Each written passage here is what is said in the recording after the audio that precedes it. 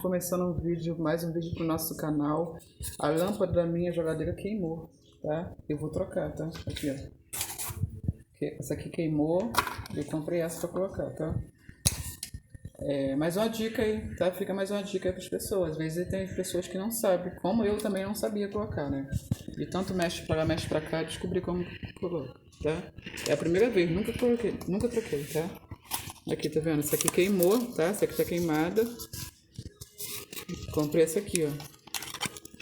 Essa aqui é nova, ó. Não repare a bagunça na geladeira, que tá bagunçado, tá? Vamos encaixar a unha mesmo, tá vendo? Ó. Encaixa a unha, tá vendo? Ó, desceu, tá vendo? Vou tirar essa silete aqui, ó. Tá vendo? Encaixa, ó. Desencaixa ali, ó. Tem cuidado, tá?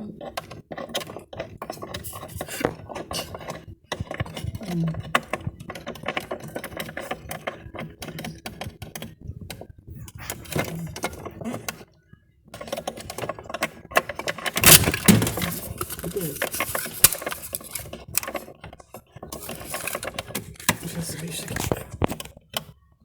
Olha aí, pessoal. Olha aí, coisa linda, ó. Tá vendo? Rapidinho, um vídeo rápido, tá? Mostrando pra vocês, tá vendo? Eu também não sabia colocar, tá? De tanto mexe pra lá, mexe pra cá, que eu descobri, tá vendo? Tem uma tampinha.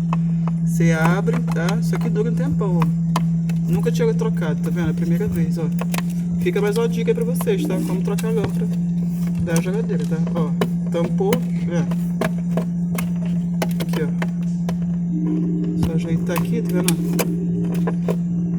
Ajeitou, tampou, pronto. Tá tampado, tá vendo? Queimada, tá? Coloquei, tá? Só vocês estão comprar, tá vendo? 6 e pouco, uma lâmpadazinha, tá? De geladeira, tá vendo? Paguei R$7, 6 alguma coisinha nessa lâmpada aqui. Isso aqui dura um tempão, tá? Então, mais uma dica pra vocês, tá? Que eu nunca tinha trocado, tá vendo? Mexe para baixo pra cá, descobri como troca, tá bom? Trocando, como trocar uma lâmpada da geladeira que queimou, tá? Mais uma dica pra vocês. Fica com Deus. Bom dia, boa noite, boa tarde. Que Deus abençoe a todos. Fica com Deus. Tchau, tchau. Fica com Deus. Tchau.